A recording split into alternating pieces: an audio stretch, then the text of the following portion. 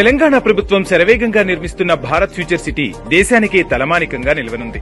30,000 ఎకరాల్లో తెలంగాణ ప్రభుత్వం ప్రతిష్టాత్మకంగా నిర్మిస్తున్న భారత్ ఫ్యూచర్ సిటీ దేశంలోనే మొదటి నెట్ జీరో గ్రీన్ఫీల్డ్ స్మార్ట్ సిటీగా నిలవనుంది. అంతేకాకుండా విద్య, వైద్యం, ఐటీ, పర్యాటక రంగాల్లో కీలక పాత్ర పోషించనుంది. ఇందుకోసం ప్రత్యేక హబ్లను ఏర్పాటు చేయనున్నారు.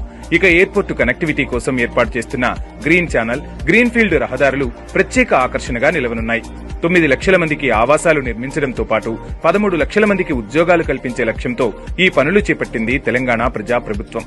ప్రతి రంగానికి ప్రత్యేక హబ్లు ఏర్పాటు చేయడం ద్వారా అన్ని రంగాల్లో సమగ్రాభివృద్ధికి అవకాశం ఏర్పడింది.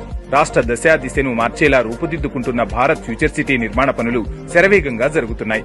ఇప్పటికే మల్కాజ్గిరి కమిషనరేట్ భవనం, ఆక్టోపస్ అడ్మినిస్ట్రేటివ్ బ్లాక్, కుత్బల్లాపూర్ డీసీపీ కార్యాలయాల నిర్మాణం పూర్తయింది. తాజాగా మీర్ఖాన్పేటలో ఫ్యూచర్ సిటీ పోలీస్ కమిషనరేట్ భవన నిర్మాణానికి సీఎం రేవంత్ శంకుస్థాపన చేశారు.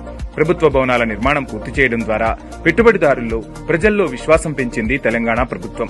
అందుకే తమ గ్రామాలను కూడా ఫ్యూచర్ సిటీలో విలీనం చేయాలని చుట్టుపక్కల ప్రాంతాల నుంచి ప్రభుత్వానికి ప్రతిపాదనలు వస్తున్నాయి.